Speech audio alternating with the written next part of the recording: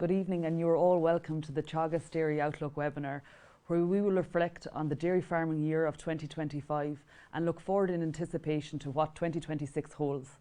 2025 is described as the best farming year yet for most farmers, with a record high milk price and largely favourable weather conditions. But the year wasn't without its challenges.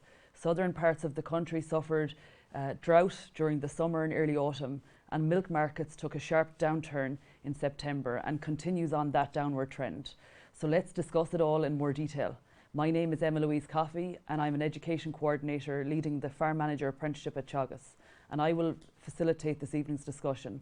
I'm joined by an exciting panel: Shane O'Loughlin, a dairy farmer based in Monasterevin in County Kildare, Professor Michael O'Donovan, Head of Grassland Science at Teagasc Moor Park, and Dr. Joe Patton, Teagasc's Head of Dairy Knowledge Transfer. We would love for this to be an interactive session, so please do use your Q&A function to submit any questions or comments you have for the panel, and we will get to as many of those as possible in the time that we have. To begin, we will have a brief presentation from Michael to set the scene on the grassland year of 2025. Over to you, Michael. Thanks, Louise. Good evening, everybody. The title of this talk this evening is Improvements in Grassland in 2026. And I'm Michael O'Donovan, Head of Grassland Science based in Teagasc Moor Park. So to kick off, what I just want to do is to recap on the grass growth curve for this year. And you can see there it's in the red line, and it's compared to the 5-year average and the 10-year average. So where we are for this year is we've grown about, and this is pasture-based farms which have done over 30 covers across the season. The mean annual herbage production is about 13.2 tonne year to date. And that is about a tonne over, just 900 kilos over the 5-year average, but similar to the 10-year average. So we've had a very good recovery in grass production this year. Just on the top right-hand corner there, you can see that the national spring calving statistics are put up. I just want you to have a look at that. So for the weekend into the 1st of February, 8% of the national spring calving herd were calved. For the 1st of March, 53%. For the 1st of April, 81%, and the 1st of May, nearly all the herd, 94%. I just want to keep you, that's one thing I want you to keep in mind for this presentation. So, looking back from 2013 to 2025, you can see how, let's say, the 13.2 tonne has been, let's say, a good advance on the last 3 years' dry matter production, and similar enough to what dry matter production was between the years of 19 to 2021. So obviously we were growing slightly more grass from 2013 to 2017, and 2018 was where we had a very large moisture deficit across the country. So we are very pleased to get back on an even keel of grass dry matter production this year. But then I suppose these are the mean figures. The next graph is going to show you I suppose the demographic of how that dry matter is distributed. So you can see here, I just drew a kind of an arbitrary line across the counties of, Kerry, Cork, Waterford, South Tip, into Kilkenny, Carlow and Wexford. And you can see there's a more subdued annual production for those counties, ranging from about 11.6 tonne up to about 11.6 up to about 12.6. So, there was probably 2 to 3 moisture deficits across those regions in 2025, whereas above that there was phenomenal grass growth across those counties, with you can see Clare and Mayo having very high grass production. And in putting this data together, the variation that we saw in the Midlands and the western half of the country in grass dry matter production across farms was very, very little, whereas in the southern half of the country there was a lot of variation. West Cork had a very good year. Northeast Cork, a tough year as regards grass growth, but a very good autumn production following on. So I suppose it's very good, and it's very, very pleasing to see a recovery this autumn, even though it got wet in some regions. But a very, very pleasing to see extra dry matter production produced so far in 2025.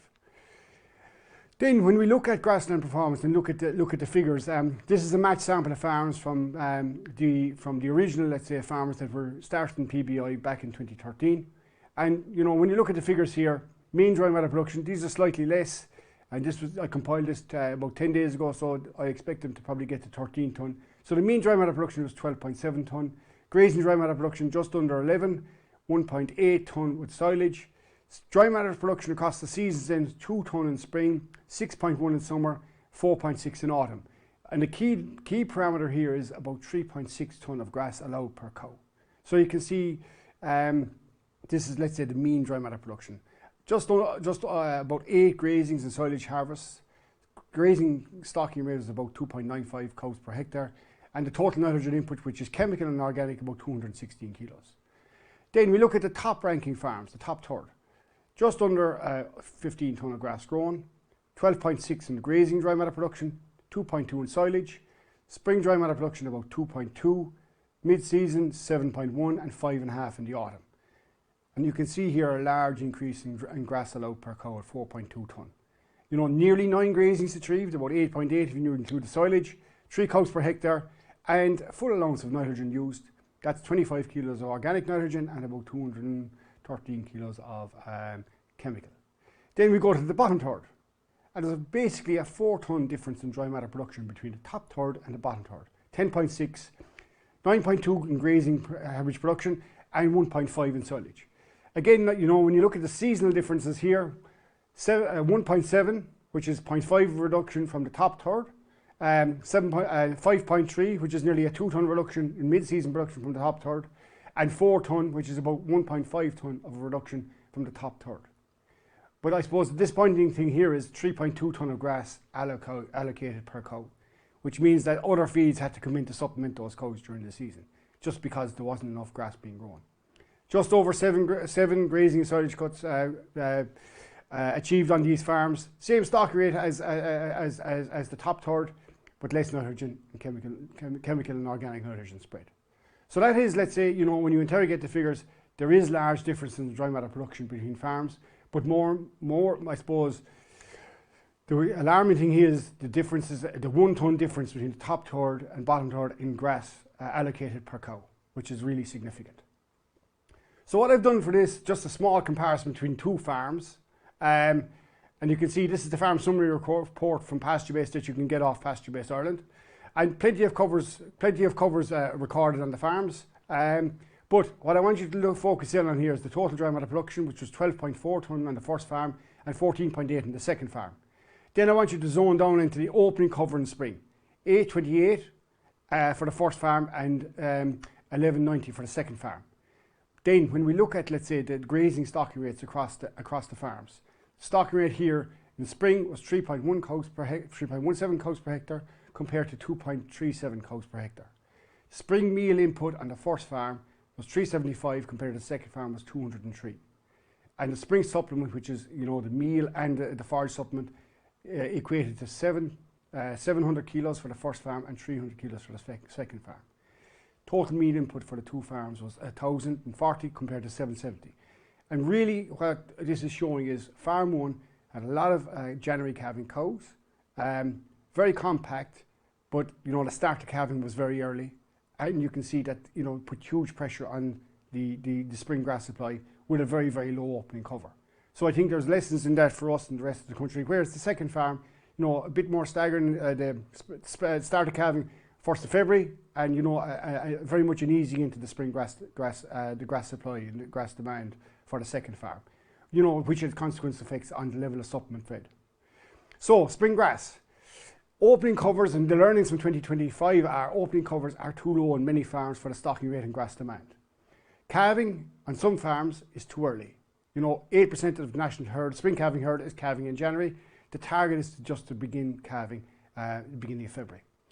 Compact calving is on most farms now. You know, plenty of farms are having 90% of the herd calved in 6 weeks.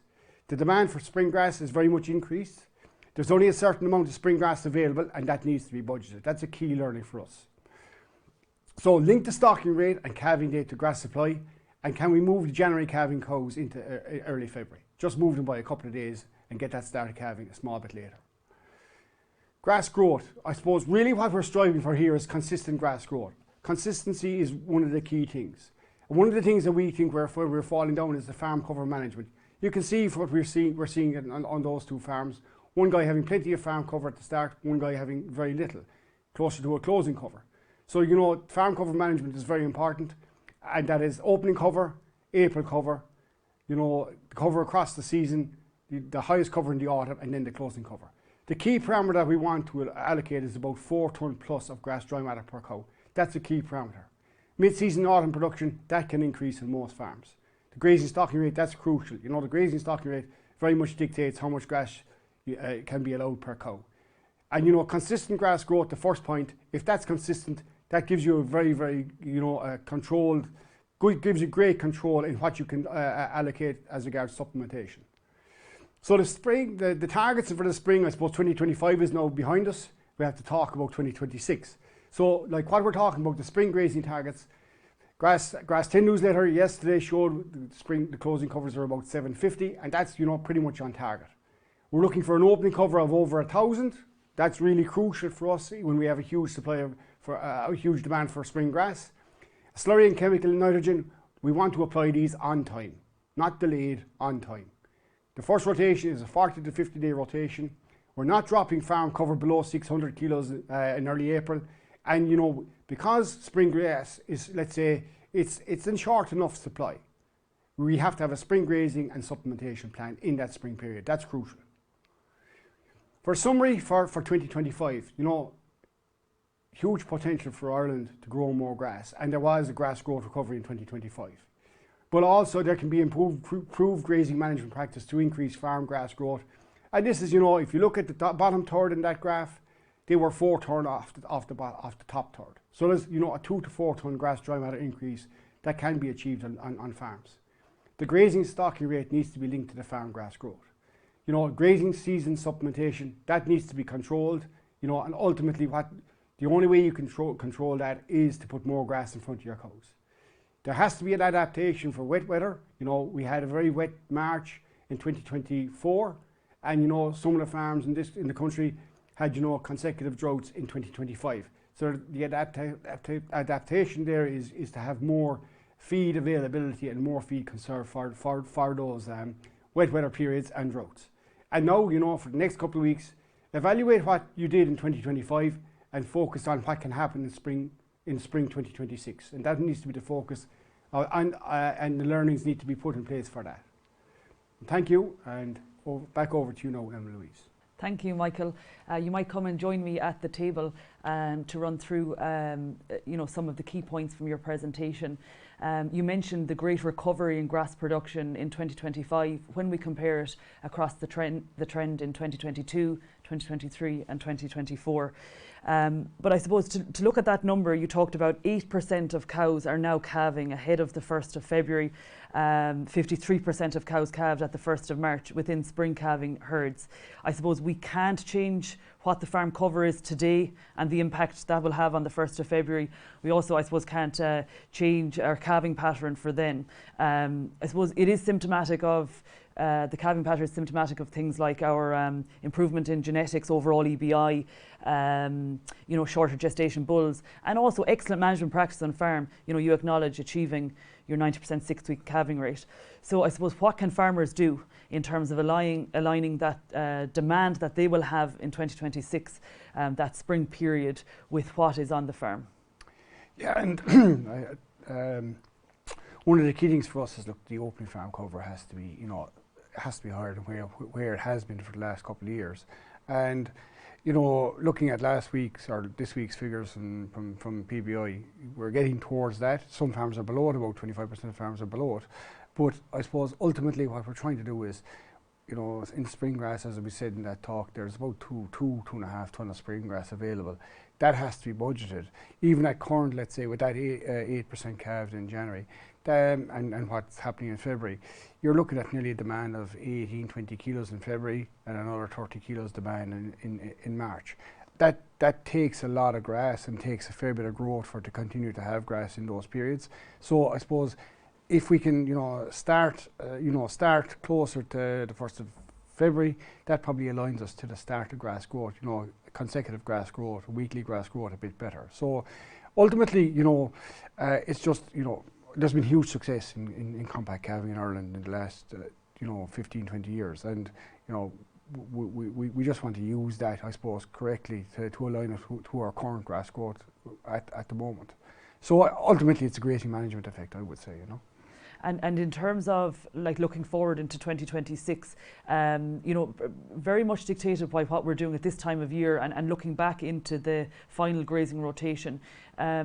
If we look at closing covers, what is the strongest determinant of that in the autumn period? Closing date. Closing date is the biggest determinant of closing cover. And what we see now is, I suppose in the last week we've, talking to farmers in the last week, there's been a cessation of grazing out there because of ground conditions. And, ultimately, I suppose that should lead, and it depends on what overwinter growth we get. Usually we get 3 to 4 kilos. Some areas get 2 kilos of overwinter growth, but you're talking about probably a close period of 100, 120 days. So you'd expect that we would hopefully start with 950, all going well, average. Some farms will be more than that, some farms could be less than that, but those farms that are less than, let's say, 1,000, they just have to carefully budget that spring grass supply, because it's very important that there's enough grass on the farm. When you run down farm cover too low in April, it does take some time to recover, and you can nearly reduce grass growth by 30% by running it down too much. And as what you saw on that first farm in the slideshow there. And to pick up on your point about the weather conditions, you mentioned the March of 2024, and that's probably living long in the memory of some farmers. They spent a lot of that month indoors. The south of the country with the dry spell this year. I think every year farmers will acknowledge there's some sort of a weather shock that they have to deal with. Mitigation strategies, you mentioned a buffer and adapting to it. Quantify that for farmers. What should they be looking at in the yard?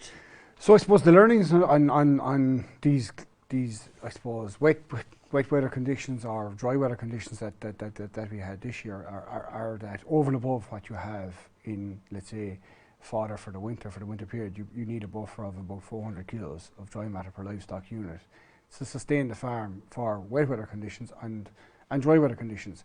And like last March, we had full month of March of delayed grazing, very little slurry applied to farms, very little nitrogen applied, and the lack of grazing then impacted on spring grass growth.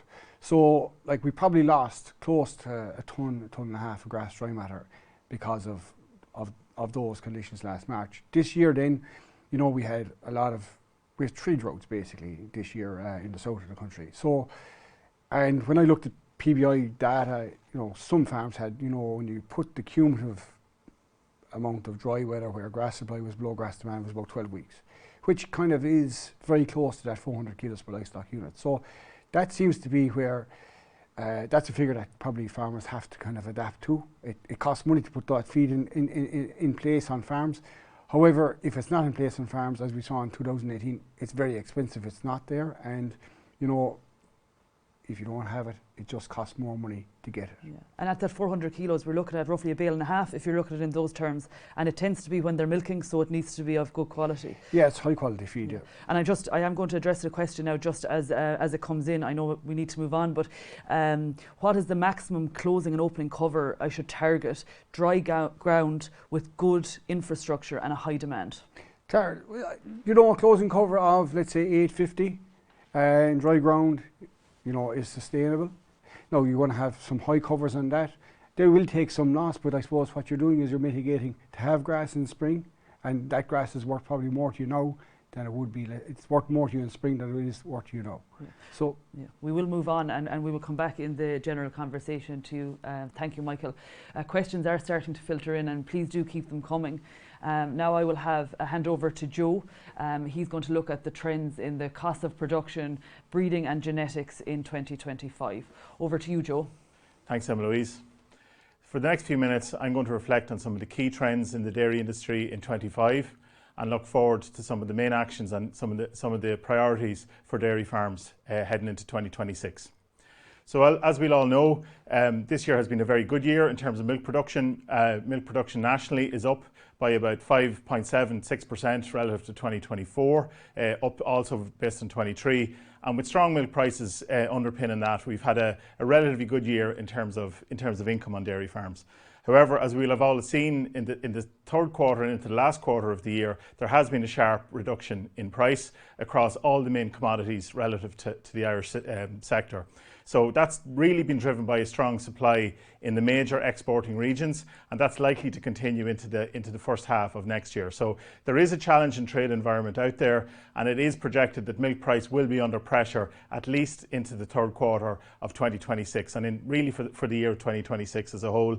And the projections, as we would have seen over the last number of weeks, is for a base milk price of being in the region of the mid 30 cents per litre as base price, with solids obviously adding on top of that. Okay, so that's the trade, or what we're heading into. So it is a quite challenging environment heading into the new year.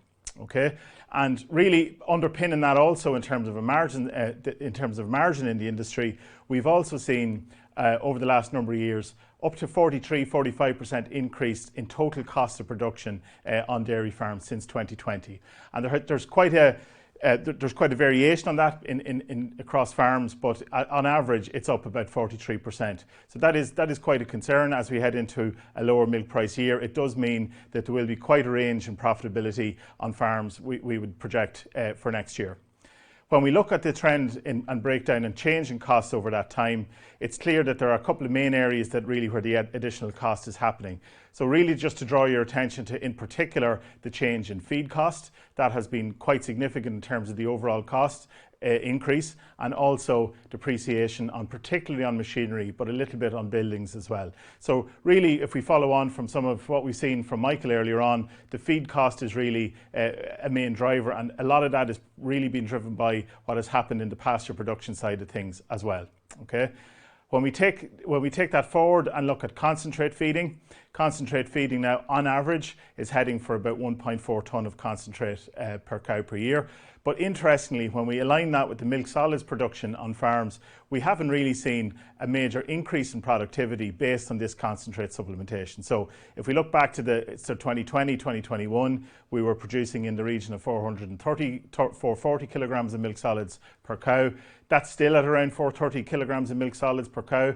But the main change is the additional concentrate that's happening in the background. So we are in a situation now where we're feeding over 3 kilograms of concentrate per kilo of solids sold. And heading into a low milk price year like next year, that would be a cause for concern. But really, it also is an opportunity to start looking at some opportunities to save on cost. On the other side of the chart, as you see there, that's the distribution of concentrate per cow based on our profit monitor figure. So you can see on average is in around that 1,300 mark, and a relatively small number of farms at this stage feeding under a tonne, with again a long tail to the right showing some farms with quite a high level of concentrate input. So it really is it's an area I think we can really focus on for next year, is trying to drive additional productivity, but really driving it from pasture with lots of opportunity to really take a look at where we're at with concentrate feeding.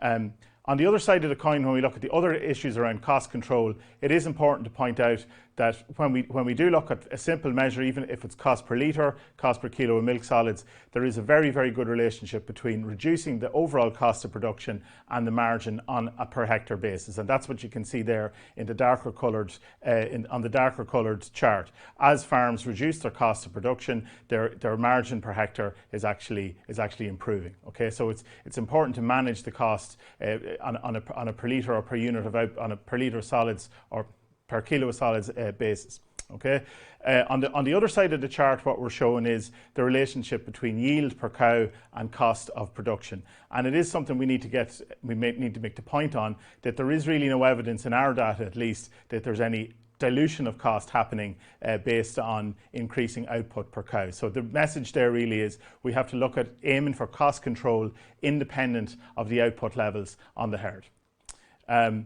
Another point that comes a lot is really the question on pasture utilised and the question of stocking rate.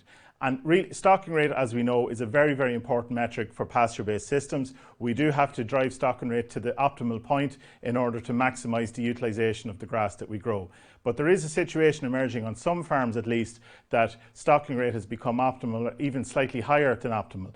And when we see this in some farms, as stocking rate goes beyond the growth capacity of the farm, we get no further gains in utilisation, but our cost of production increases because we're spending more of our feed budget maintaining the cows, essentially, and that does have effects on our overall cost. So one of the messages for 2026 is really we do have to have a review of where we are at with stocking rate, and is that an issue on your farm in terms of controlling cost. On top right, as we can see, on a simple diagram, we can all spot the two passengers in the herd in this case, but I would challenge to say maybe there are more than two passengers in this situation. We probably have to identify the low performing cows, we have to identify the additional animals and do something about that in the year ahead. It can have a very positive effect on cost of production. So on the one hand, we do have to increase our grass production on farms, but we also have to do a job in aligning the stocking rate.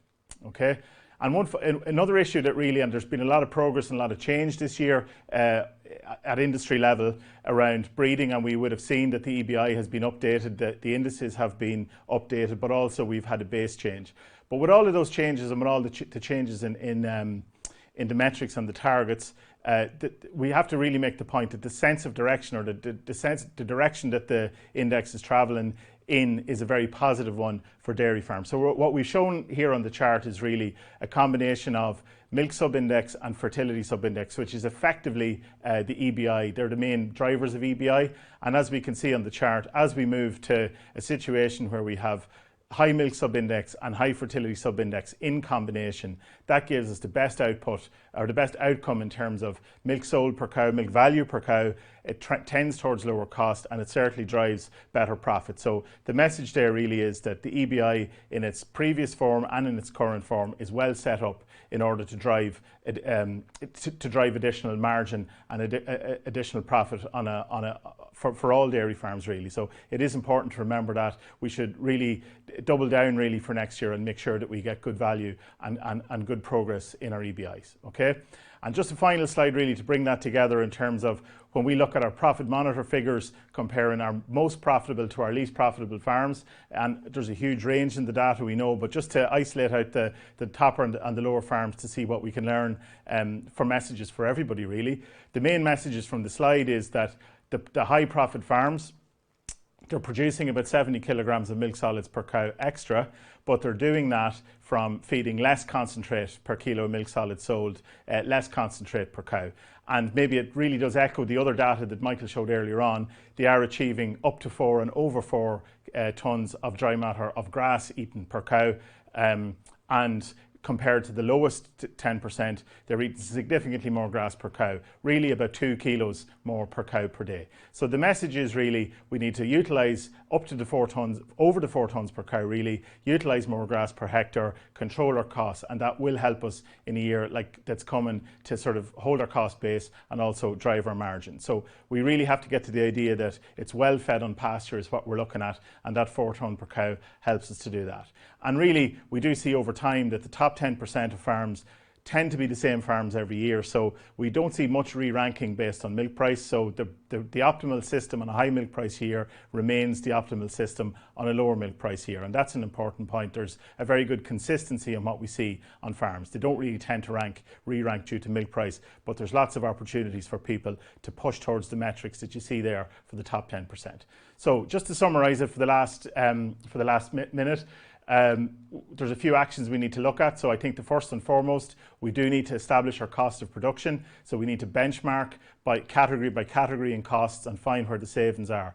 We really need to identify, for example, possibly up to 2.5–3 cents per litre in cost savings. Is that realistic? Based on the feed budget that we looked at and where the feed budget's going, it probably is realistic. We can do that while maintaining or even improving milk productivity. The grass production story has been well covered. The target areas around P and K and lime, there should be no drop back on those. Certainly based on milk price, they're very good investments, and to get our nitrogen strategy right is important as well. The grass intake story is really important. So there is opportunity to have a look at your grazing management to allow us to get that extra 1.5 to 2 kilos of grass offered and eaten per cow per day. There's a load in that we need to really look at, and it's really good topics for things like discussion groups and farm visits for 2026. And certainly doubling down on the need to look at the supplement feeding. It's important to remember we've put a lot of extra supplement into the industry. We haven't really got the milk productivity difference for it. We have to go back and really address that. Part of that will be reviewing the stocking rate and identifying the passenger cows, as we've said. High beef price should help with that. And then finally, really around the financial side, is making sure we have a good plan for our long-term projects, that we have them planned out from a capital expenditure point of view, and also ring fencing some funds for labour, because it is important that we get good labour management and good labour efficiency on farms, but we also have to make an allowance and make sure that we have enough funds set aside for labour to make sure that the job is very workable. And I think one final point on it, Louise, is that we do need to challenge our networks, our support networks. Can we drive more cost control? Can we drive more grass utilise all year? And that's the type of conversations we need to be having with our advisors, with our peers, with our discussion groups as well. So we'll leave it at that. So thanks, Louise. Thank you, Joe. Similarly, if you don't mind coming to join us at the table, can I remind viewers, if you have any questions, please do continue to submit them through the Q&A function. Joe, a lot of numbers there to digest, but that total cost of production rise of 43% over the last 5 years is really stark. You know, just to delve into that a little bit, you know, you highlighted feed and depreciation, particularly on machinery, as big contributors to that. But I suppose maybe 2 or 3 costs where farmers can really look at their own situation and try and claw things back for 2026. Yeah, so hi, Louise. Yeah, I think the feed one is there, and that really is the priority one, obviously. I think the reason it's a priority is because we have, on most farms anyway, we have a good alternative, which is improved grassland management to reduce the cost of production. To be fair, lots of farms spent a lot of capital, let's say, in 2022 on equipment and machinery. Those type of investments are sort of hard baked into the system now. It's going to be very hard to reverse out of them. It's a 7 to 10 year cycle to get those costs back out through depreciation. So they're wired in. But simple things like, and I know Patrick Going and Pádraig O'Connor did a lot of this, where they looked at the difference in cost between high and low margin farms. What we tended to see, and what their data has shown through Profit Monitor, is that the high cost farms tend to be a little bit higher cost almost in every category, whether it's the veterinary, whether it's the vet bill, whether it's electricity, whether it's, you know, the maintenance costs, those type of things. So I suppose what the main message really is to benchmark the cost of production across a number of categories and then start drilling down and seeing where you can get. But if it was me, I think things like service providers for electricity, those kind of service stuff that are easy to change relative to just switching providers, that kind of thing, that's simple. Looking at a good herd health plan is a big one, because veterinary costs are hugely variable. They're from anywhere from €60 a cow up to nearly 190, 200 euros a cow. That reflects the herd health management possibly, and there's a lot can be done there, but we keep coming back to it. It's the feed budget. The feed budget thing is going to be the real driver. And I'm going to come to you, Michael, if you don't mind. You know, in the summary slide there, Joe mentioned, you know, P&K is really important as a priority to maintain, and also looking at things like reseeding. So we're looking to save costs everywhere, but they're potentially priorities, and there are areas that you'll see return. Could you maybe articulate that in terms of, if we continue along the train of P&K, reseeding, spreading our lime, is it going to return to the farm in 2026? Well, if you look at the top third of farmers that was shown in the slideshow I put up, what we have in that group of that cohort of farms is, you know, very consistent grass growth. You look at their P&K and their soil pH, all those farms are at, let's say, the indices that you expect. You know, high pH above 6.2, soil index 3 and 4, soil index 3 for P and the soil index 4 for K. And like that is probably part of the story, that they're producing grass. So, and also, you know, it's just the grazing management of that. If you're achieving, let's say, 9 grazings on a farm, you have productive swards. You don't have productive swards if you don't have reseeded pastures. And, you know, those guys, those men and women in that group are, you know, consistently reseeding. There is no holiday from that. You know, they see the potential that reseeded swards have, even in spring dry matter production. And, you know, I suppose the facets of grassland, you know, you need to be continually working at them to keep it continually performing. So, you know, P&K, good swards, they are just essential fundamentals of, you know, grassland farming. I am going to come to some Q&A questions here because they're very relevant to the conversation. An interesting one here maybe for you, Joe. We were always told that we were more competitive than the rest of the world's milk producers. Is it still the case with our increased cost of production? And I suppose, are farmers around the world, the rest of the world, profitable with the way prices are going?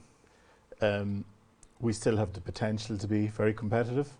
I think when we look at what the top third or the top 10% of farmers are doing, that shows what can be done. And I think we should make the point, Emma Louise, those figures that we showed are not modelled figures, or they're not developed or modelled figures. They're real farm data.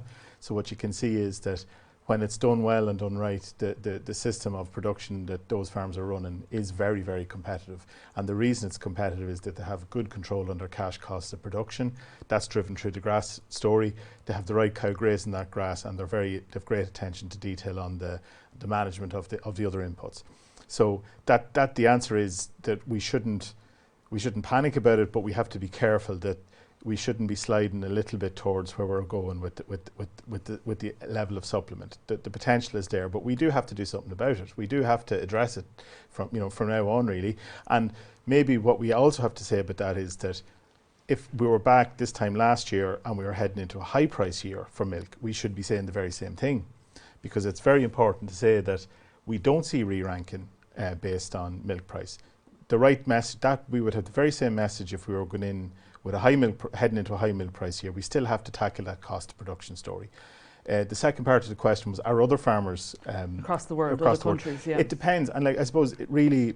I know, speaking to some people that had visited the States during the year, they're really pushing on. That's why the milk production, and there's a big supply out there in turn that's helping to drive. Well, it's causing the drive in negative market sentiment, but. Maybe it's a different context. Maybe, for example, labour is cheaper, for example, or the maize is cheaper to grow, or there's maybe access to cheaper grain, etc., etc. So those type of farms, they're exploiting their natural advantage, which is access to cheap grain. We have to exploit our natural advantage, which is access to grazed grass. So there is very little point in us as an industry trying to outcompete another industry on the basis of how well or otherwise we feed concentrate. We have to play to our strength, which is the grazing story. And I think, look, that is highlighted well across both your presentations. Those top farmers, it's a high level of grass utilisation. Thank you, Joe. There are a lot more questions coming in the question box, but we will revisit them shortly.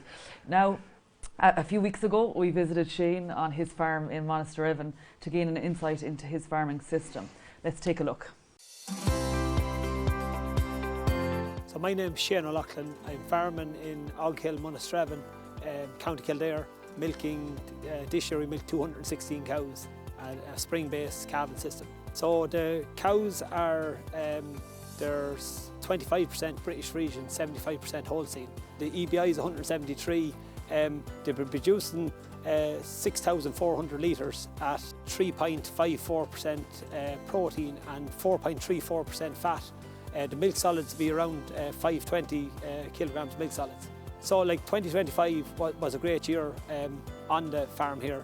I suppose for grass growth, weather point of view, we were very lucky. We sort of seemed to get dry spells and then before we get into a drought situation, we get rain. It was ideal at that point of view. Milk price was good.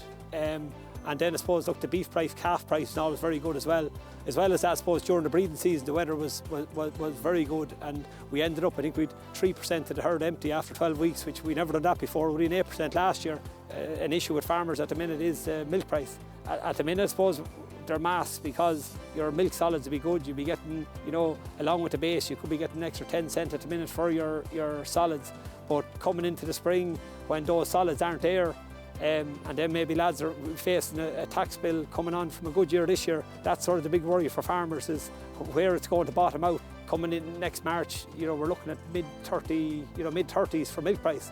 And I suppose when you get down to that, the cost of production is somewhere between 38 and 42 cents on a spring calving system. In a good year when price is good, a lot of farmers, including myself, you take your eye off the ball a bit, and you mightn't be as tight on costs or as you should be. So I think next year it's getting back to that and just really honing in on costs and trying to cut where you can, cut your cloth to measure,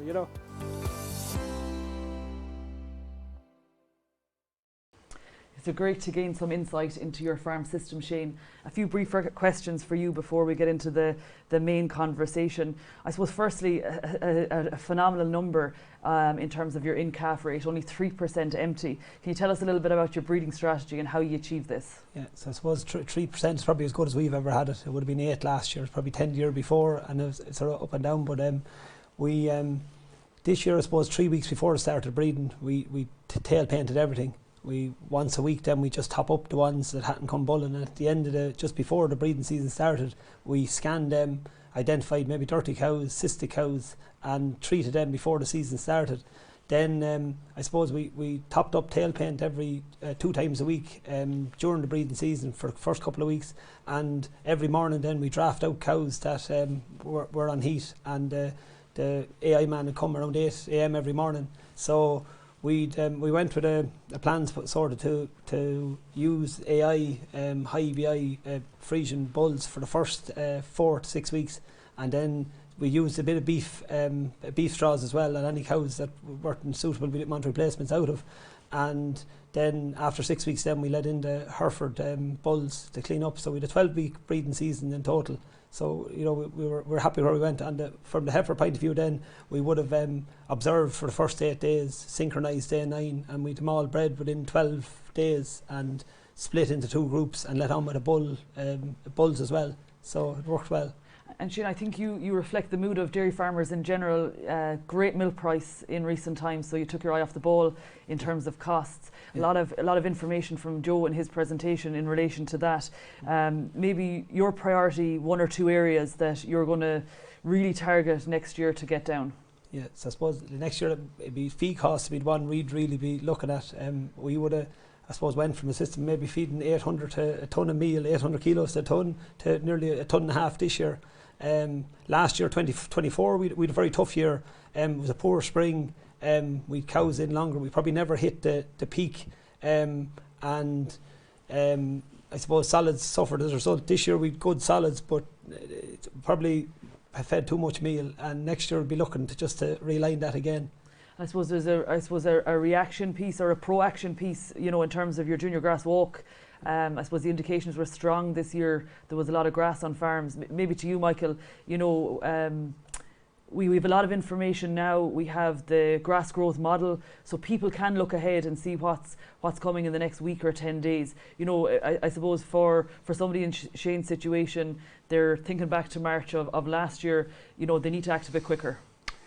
Yeah, but like I suppose grass is moving. You know, is growing every day. That's the one thing about grass. It never stops growing, but you know it can vary in its grass growth weekly. So one of the key things about walking the farm, it gives you a good picture of where you are today and where you can be in the next number of days.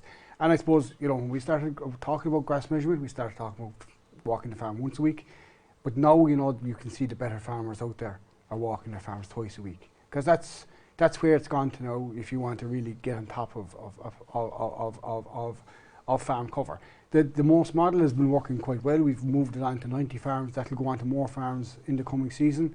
It's worked very well. You know, we've had to adapt it a bit, but it's another guide that you can use. But the key thing for us and the key thing in Grassland is that, you know, the farmer who's in charge of the grazing management is walking the farm regularly, and then, you know, is making those key decisions, because in the middle of the year, you know, a couple of days a farm can go to control, or you can go into a drought. And maybe a question to follow up from that, from your perspective, Michael, how do we recover confidence that we can produce milk and make a high profit from largely grass-based diets? Yeah, like Joe, like if you look across Europe, across the world, you know, I don't think anybody can grow pasture as good as us. I think we're very good at it, but we need to get better. How can we get more confidence in it? I think it's about using the proper KPIs. You know, we know what they are. We've come out of, let's say, a period of, you know, very high milk price, and you know it's great to be in an industry that has that's well rewarded for the products that it produces, and Irish dairy industry is one of those. But there is probably a realignment to take place in what we do, and we've probably got too dependent on mid-season concentrate feeding, and that means that we just need to get a bit more focus back on our grazing management. So I would say, you know, a bit more measurement on the key parameters is going to have to take place for the coming season. And I'm going to come in now, you talk about mid-season grazing, and another really good question in on that to you, Joe. If you have plenty of grass at the end of May, early June, with good weather conditions, would cutting meal to 1 kilo per cow be risky with the AI season starting? That's a 30-year-old question at this point, Louise. That because that's a real concern, and I do think people worry about that, and it's a genuine concern. I think maybe what we have to say there is plenty of the right quality grass. Are we getting the right intakes of quality pasture? If we are, you would have much less concern around that. I don't see any study, I don't remember any study, Michael, that ever showed an effect of concentrate feeding during the breeding season on conception rate. Now, what will have an effect is body condition score. So the body condition management over the winter period now is important. So sometimes, we need to remember that the body, one of the things we can do from a management perspective is make sure our cows calve down in the right condition so that we have them set up for a good lactation. So really body condition is the main thing there rather than supplement feeding rate. And we've been on lots of farms over the years that are trying to feed an extra 2 and 3 kilos of concentrate to thin cows in the month of May to try and put them in calf. And it doesn't work. It really doesn't work. It doesn't work. It's too late nearly at that stage. It's the body condition and the intake of grass through the spring with good mineral supplementation well in advance of the breeding season that's important. So I don't think whether we feed 2 kilos, 1 kilo or 5 kilos on a given week in May is going to make any difference really to conception rate. So we just need to be careful a little bit on thinking that. But just back on the question, the confidence in the grazing system, I think one of the things we have to mention as well is just around, particularly maybe when growth rates have dropped back, we are becoming more dependent on concentrate, but also on purchased silage as well, or purchased forage. And that stocking rate question on being slightly overstocked is very, very costly. When you think about where the cost of silage has gone to now, and maybe Shane, you might have a comment on this, but it's up to 250 euros per tonne of dry matter now to bring in silage. So for the extra cow that's overstocked, if you like, it's probably costing 1,200–1,300 euros per cow to buy the silage for that cow, and it's also costing another 300–400 quid to buy the concentrate. So it's costing 1,700 euros, 1,800 euros to feed the additional cows over and above. Now that creates at a milk price of the mid-30s. Those cows are break even just on feed costs, never mind all the other costs. And on that now, you articulated maybe there's 2 passenger cows or maybe more. You say farmers are going out now into the parlour tomorrow morning and they're looking at their cows. Identify your passenger cows that they should be looking at. I think so, yeah, I do think so. And put criteria. And put criteria, well, cell count. There's cell count. There's always those cows that last another lactation for some reason. The ones you don't want to keep are the ones that will go back and calf, or nearly them all, Shane, as in your case. So I think we have to do that. Like the cows that are consistently being lame or causing problems, we do have to make a tough decision on them. But I think one other point, just finally on that, is stocking rate is not, or cow numbers is not a one-way street. You can always, if you have the heifers in the system, go back up in numbers if milk price was higher, if you get your grass growth up again. There's no harm in dropping back by 5 or 10% on a low price year, but you can always go back up by 5 or 10% in a year's time. So we shouldn't be thinking about it being a fixed number. And look, it is a good point. Like there are plenty of them in the system. Maybe to yourself, Shane, like taking that into account, 3% empty. Cows are in calf. The temptation is you'll milk them in 2026. But your criteria for culling cows this year? Yeah, well, I suppose what we've done at home is we aim to milk 220 cows and we 270 in calf. So we sold all our April calvers, and so we'll have all the cows calving in February and March, and it'll put us in a position next year that we'll have a break before the breeding season, but we'll also be able to select the cows we want. So we'll get rid of the high cell count ones, any ones bad on feet, and breed the cow we want. And which is a tradition, I suppose, since quotas went, it was a race to have more cows, but now it's the first time we've actually a chance to sort of to get rid of all those passengers, as Joe said. I'm going to come to a few questions on costs and to put a few numbers on things. We'll keep this brief. What should we target in terms of profit per cow for 2025 and 2026? What do we expect that to be, Joe? That's going. The range is going to be huge, Louise. But like in a similar year to maybe where and we don't know where the milk price will bottom out at.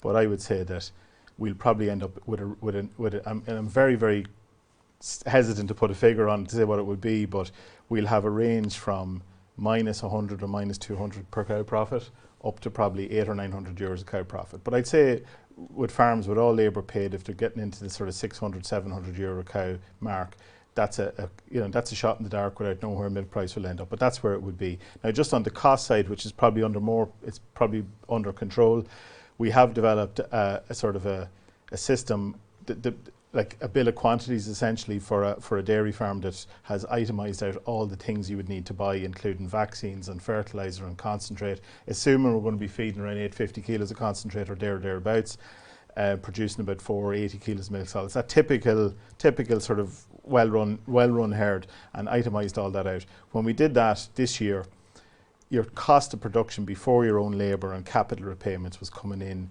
and around the 36 cent mark. In and around 35, 36 cent. That's been reasonable, allowing for a bit of spending on maintenance and all the rest of it. So in and around the 35, 36 cent is about where we could get it. Now, individuals will differ in terms of how much they're paying for land rental, or they're paying for, obviously, for labour as well, and all those type of things. But that's your starting point, I suppose, and then up and down from there. We are not saying that that's the average cost of production. We're saying that's kind of a reasonable target. So I think what we'd like to do is get more farmers to take a look at their own costs. And even if it means not doing the entire profitability figures, but even if it was to bite off the feed cost, for example, or the vet bill, or the electricity bill, and look at it relative to our benchmark figure, and just pick out a few, because a lot of people don't like doing the whole thing, but can we just do even the feed cost of veterinary and even the machinery and power costs, those ones alone, itemise those out, see where we're at, and then we can start seeing what we can do. To you, Michael, the 6-7 cent a kilo dry matter to produce grass 5-6 years ago. I suppose the question in now, what is it costing us to produce a kilo dry matter of grass, or a tonne of grass, in 2025? Yeah, it's about 9 cents a kilo.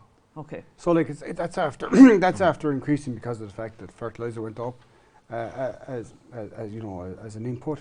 But you know, it's still the cheapest feed on the farm. It's still the cheapest feed. Grass clover slightly cheaper than it.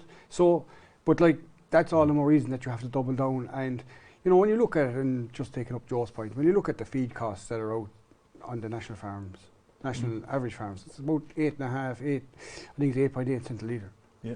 It's phenomenally high, and it's gone too high. Do you know what it is, Michael, and maybe Shane, you might comment on that, is that the feed cost now on the average farm in spring milk is the same as what it used to be. We used to consider a high cost in winter milk systems. Yeah, you've experienced on that, Shane. So Yeah, I mean, do you see that in reality? Yeah, without doubt. Like I would have been liquid milk until 2018, and you would have had a higher sort of costs. And now coming into the spring, I suppose what I would have fed this year, I'm sort of nearly the same system. I suppose on the milk price side, then I suppose it's the liquid milk lads that are feeling the pinch at the minute, where the spring lads will see it next March, and it's just like, I suppose, go back to Joe, the cost Joe was talking about, like feed cost is one we can target, but labour is one I don't think we should target. Yeah. Labour is a cost that in the spring that you shouldn't be cutting back on labour, because that 8 weeks, 12 weeks of that calving season, if you cut costs on labour, then it leads to other problems. Whereas if you can just maintain your labour, it adds to other savings, I think. A question interestingly on clover. Clover hasn't come into this conversation much yet, but to you, Michael, increasing clover in the swards, will this reduce the amount of concentrate we need to feed? Well, when I look at the top third of those farms again, we're coming back to that slide again. Those guys that are producing that grass have high clover swards. So all the data we've done in the last, I'd say, 15 years since Deirdre started to work in Moore Park, we're getting between 20 and 40 kilos of milk solids from grass clover swards. Phenomenal response to clover. I looked at the data this year from our system studies across the farms. 24 kilos of milk solids of an increase in milk solids per cow with clover swards this year. So clover for us, but like clover is a bit of a journey that we're starting out on nationally. We have a Clover 150 group. This year is the first year, 4 years in. This is the 4th year in with that Clover 150 group that we've struck 14 tonne of grass dry matter, 180 kilos of chemical nitrogen, and about 75% of the farm has 22% clover content. It takes a bit of work, but there is huge, let's say, rewards from having grass clover swards, and it's coming from, like, that performance is coming from intake, more intake and better quality swards. So But, you know, believe you me, guys that are working, are getting the response from clover, are working hard at clover. And it's not going to happen overnight. You're talking about 4 years in, and some of them have probably work done in advance of that. 1 or 2 key things to make clover work in terms of establishing and persisting on the farm. If you don't have a soil pH of 6.2 at the start, that's what you have to have. You don't go near this until you have your correct soil pH. Your grazing management and focusing on residuals, that's another key part of clover. Making sure there's light going into the base of the sward and managing those pre-grazing yields. There are 2 key things. You have to be good at grazing, but like the soil pH, you know, we've seen, you know, some farmers would have no confidence in oversowing. Most of that no confidence has come from very low soil pH on those swards, and clover won't work at that level. This is a cost question, but I think it's grassland, and you're the expert here on that, Michael. If you're up to scratch on your grassland management, what else can you do to look at reducing costs? Even the best guys, I'd say up to scratch is a broad term. You know, like we look at grassland, and it's a continuous. It's one of the areas I think in science and in farming, Shane, that you have to continually keep improving on. You know, there's a 5% to be gained every year on something, whether it's soil pH or grazing management. Like even looking at the mid-season targets there, or mid-season and autumn targets, I would say autumn cover. Building grass in the autumn, I think is a crucial thing for farmers. We have that autumn target, let's say in September of 1100. We're missing that a lot of years, and that's a crucial time to get grass into cows in the autumn, when like you can produce milk very cheaply, very efficiently with autumn pasture. So that's, for me, a place to focus on is just the basics of, for any farmer out there who's measuring grass, look at what you're doing seasonally. Where's the farm falling down seasonally? That's a crucial thing to look at. And to you, Shane, maybe a comment on you, like, you know, we're all learning from Michael's numbers today. What's your target area in terms of your grassland management that you hope to improve in next year? Yeah, so I suppose the spring, having that, like, we closed at a cover of 700, so hoping to, you know, open around 900 maybe in February, and just to maximise, we'll have a large portion of the herd now calving in February, so we'll have a huge demand. And I suppose coming off, you know, when I was liquid milk, we would have had a higher demand going out to grass, so we always found that did you know, it helped to have that cover there going out. And I suppose maybe a bit I always find I lose is the autumn cover, that last round, that sometimes we go a bit too fast through it, and maybe, you know, I need to supplement with a bit of silage earlier. Yeah, an extra grass walk might tell you a lot exactly, in terms of farm cover. Do you want to come in there too, Joe? Yeah, just one thing I think that it was a bit of work we did with the with one of the co-ops during the summer, where we went out and visited farms that weren't really measuring, that were maybe fewer covers on, just to see what was going on. And I thought it was really interesting what the lads in the programme said. They said they went out to a lot of farms, and that pre-grazing yield in the summer was too high. To a large extent, it was at 17 and 1800.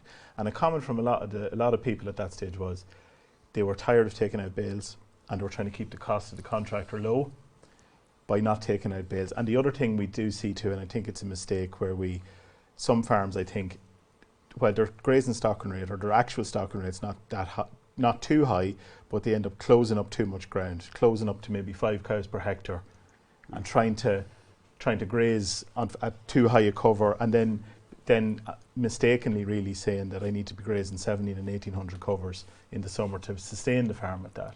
So I think we just need to be keeping our grazing stocking rate and allowances a wee bit, focusing maybe, Michael, on the 1400, as I think that's part of the story really, and probably even more beneficial when there's clover in the sward. But one concern I would have for next year is that maybe the corrective action that's needed on grazing swards mightn't happen because people are trying to save cost on the contractor. But we really should be saying is that if the bales need to come out, they should come out, and that we should focus on the pre-grazing yield and make sure that that's right, and all that goes along with it, rotation. It's one thing we shouldn't do too much on. Like, there's a follow-on point to that, Joe. Is like, you look at the really good grazing managers now, like, and looking at some of the walks we did, and some of the data I showed there is 35 walks, but there's actually guys up at 50 walks a year in a farm. And like, coming back to your thing about the pre-grazing yields mid-season, if you're walking a farm on a Monday or whatever, Monday early in the week, and then you're walking it again on a Friday, sometimes you get the confidence to say, well, you know, I've skipped over that paddock, no, maybe I don't need to take that paddock out, and you skip back into it. And Yeah. sometimes I suppose we take out paddocks too early, and the next thing, fortnight's time, we're out of grass. Yeah. So that's the king of confidence, and like that person who wrote that question about getting back up to scratch. I would say that there's probably a continuum of the farm walk is crucial, but it only tells you the grass supply, you know, for the next couple of days. You need to be kind of building that knowledge in your head the whole time. Because there's a lot of questions coming in, so I'd like you to keep these questions brief, but just on your building your farm cover for that September peak, a really interesting question here. To grow more grass in the autumn, should we hold more of the chemical nitrogen allowance for later in the summer? You know, are we pinching ourselves there by not spreading in maybe August, early September? Look, it's a good question in fairness, because you know, what are you going to do if you just keep it to the August? You need chemical nitrogen all through the year, and the August time, sometimes I think we just need to push out rotation length, sometimes a bit longer than it is. And sometimes there's nothing wrong, I would say, coming in for a couple of days in that August period with a bit of supplementation, be it bales, good quality bales, just to push up the rotation length and push down demand for a couple of days. And sometimes some farmers have to do that, because you won't get a build-up of cover on that.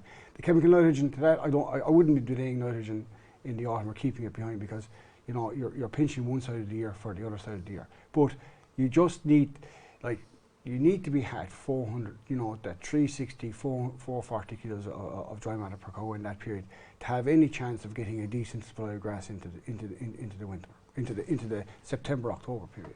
To you, Joe, you know, news in yesterday, the nitrates derogation is set to continue for another 3 years. I'd love to hear a comment on you. You know, it's great, 3 more years, but I suppose there's an onus on farmers to maintain and really improve water quality and management practices in association with that. You know, from now and keep building until, I suppose, the next review. Yeah, I think it's welcome news. I think it reflects the efforts of the industry, a collective effort on the industry. I think from farmers, farm orgs, the processors and the industry partners all really have put the shoulder to the wheel over the last while. But that can't stop now. That's really a chance now we have to build on what's there now. So you can see it in the decision, and the direction of travel seems to be increased conditionality. And more localized. You can see it even in terms of certain catchments being really targeted for additional measures. So that's the direction of travel. So now is the opportunity to double down on what needs to happen. And I was speaking to somebody in one of the co-ops here today around the EIPs and everything that was applied for. The actions around those things are going to be important in the new year, and we have to sort of look and get those done and get those underway. Like, maybe the focus next year will be all on costs for the first 6 or 8 months of the year, but we can't let the impetus on water quality slide. I mean, the trends are there; they're very visible now. Dairy farmers have to play their part. All dairy farmers, and we keep stressing this. It's not only farmers in derogation that have obligations and responsibility around water quality, but it's a 3-year it's a 3-year window now to do more, and we have to look at it that way. And the first 6 months of that will disappear very quick. So we have to be on the ball very quickly from a water quality point of view. But certainly, I think a welcome decision, as we say. There's some questions in here in terms of concentrate supplementation and maybe a bit of clarity around. Yeah. People seem a little bit surprised that you're feeding more concentrate, but you're not getting the return. Yeah. There's a mismatch, I guess, in terms of what you're presenting and what people are thinking is happening. Absolutely, on their absolutely, and that is you're laughing, Michael, but that's that's the data, and that's what the data says. And I think the real difference there is that we go back to them figures just to explain. When we look at our top and bottom farms from a profit point of view, there's about 100 kilos of concentrate in the difference, actually slightly less on the most profitable farms. Those farms have 70 kilograms of milk solids extra being produced, right? Because of that, it has to come from somewhere. So what we have is, when we're looking at these trends on farms, it's the difference in the grass quality and the grass production in the background that's explaining most of the difference in the profit. So we have farms there feeding 1.5 tonne of concentrate, producing 400 kilos of solids, and feeding 1.5 tonne of concentrate, producing 600 kilos of milk solids. The difference is coming from the pasture. And I think the point on that is that we hear for too often and too long is that people define their system based on the concentrate levels. You hear it all the time, oh, my system is a ton of concentrate, or my system is 1.5. We can explain very, very little of the difference in farms based on that. It's really what's happening on the pasture side that's important, which is a good news story for Ireland actually, because it gives us the chance to have a competitive advantage. If it was all about the concentrate, our industry would be in big trouble because we wouldn't be able to outcompete the other countries. So actually the fact that the concentrate's not the central point in our system makes our system competitive in the first place. And I think we need to look at that. And I just challenge the idea around, the responses. We always hear about the response being 1-to-1 or bigger than 1-to-1, and people making the decision, it paid to feed more on a high milk price year. We would have the very same conversation if we are heading into a high milk price year, because the problem is not really the ratio of milk price to feed cost. The big issue is the response to the concentrate, and that can be as low as 0.5 or 0.4 when we start pushing the concentrate levels up to sort of 4, 5, 6 kilos on good quality grass. We could have a very low response to concentrate, and it doesn't matter then what the difference is. The milk price ratio doesn't really matter because we're not getting a response in the first place, and the data shows it. But if you just come back to the system, and even Shane's system here now this year, where you're calving most of your cows in February, March, small in April, like that's huge. That's a huge opportunity for grassland farmer to really utilise grass well. You have a very compact calving herd, and it's really the focus. I'm sure that Shane's focus is feeding them well at grass and cutting down concentrate, because you've got a very compact calving herd. Joe talks about concentrate supplementation and responses. Ultimately, the focus should be on feeding those cows well at pasture. That's it. And managing your pre-grazing yields, managing your residuals, and having them consistently fed at pasture across the season. And that should be the focus. And the concentrate is there as a lever to feed cows when you need to. Yeah. And I really think what you're talking about there is getting back to the basics. Now, just one last thing to touch on, and it's coming in strong on the questions in terms of, I suppose, milk price and concern over milk price. I suppose if we look at the Outlook conference last week and even the dairy conference a couple of weeks ago, people are talking about mid-30s, maybe even low 30s. So when you're talking on a platform, Shane, you do need to declare your affiliations. We've learned that in recent weeks, but for you, you're a newly elected member of the Tirlawn board. So maybe from your perspective, what do you hear in board meetings? Is that echoed there in terms of those predicted milk prices? What is it like? I've elected onto the board in May, so I suppose, look, for me, it's a change of mindset where you're fighting for price for farmers. Where now you're in there, you're still fighting the price, but you're also looking to the company side of things as well. Like from a farmer point of view, I suppose with low milk price, it's what Joe and Michael have talked about. You control the controllables, so you're controlling what's inside the gate. Your feed prices, your grass, all that sort of thing. From, I suppose, a Tirlawn point of view, what we're looking at is trying to keep our financial discipline. You're trying to improve efficiencies within the company, but also add value. We launched a new a whey plant in Ballyraggett there a couple of weeks ago. It's 126 million investment, but it'll I suppose since quotas went, all the money we've spent has been on plant, it's been on expansion, it's been on all that extra milk our farmers are sending us in about processing that. But now we've got to the stage where we're trying to add value. And even with the markets the way they've gone, like butter has fallen nearly over a third since the peak.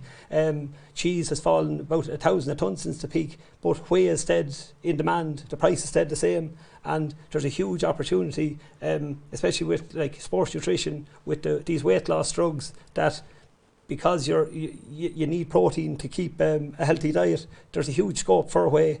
And that's sort of where we're focusing, sort of value added. But along with that, then the other thing is you're looking in to manage volatility better, fixed price mechanisms. And I know fixed price that farmers have been caught in the past. I was caught in the past when they're not index linked, but they are a way of stopping you from the real lows, but they do prevent you from the big highs. So you'll never make money out of it, but some farmers like it. And I suppose the most important thing for us as well is to be in a position as a co-op to support the members when they really need it. That's actually the word that was used, was support. How can we support farmers? And you mentioned the grass controlling costs, but I suppose that big thing that we see on some farms is that lovely addition to the base milk price with the fat, protein, good milk quality. And it comes back to those high cell count cows, looking after those, managing cell count on farm, and different things like that will add up to give farmers that margin when they're coming into the spring. We will wrap it there. There's a lot more activity on the Q&A chat there, but we are gone well over time. And look, we will wrap it in the interest of time. I would like to take the opportunity to thank you all for joining me this evening, to Shane, Michael and Joe, and also to the production team, Declan McCardle and Charlie Smith, who are working in the background to ensure that we've run as smoothly as possible, so with the absence of our timekeeping. But I suppose particularly to you, the audience, for all of your questions and comments that you have added to the conversation here massively this evening. That is all from us, and we would like to wish you all a happy Christmas and hopefully some downtime ahead of another busy and successful farming year. Make sure to tune in each week to Stuart and Joe on the Dairy Edge podcast, where they will continue with their insights and advice into 2026. Thank you and good night.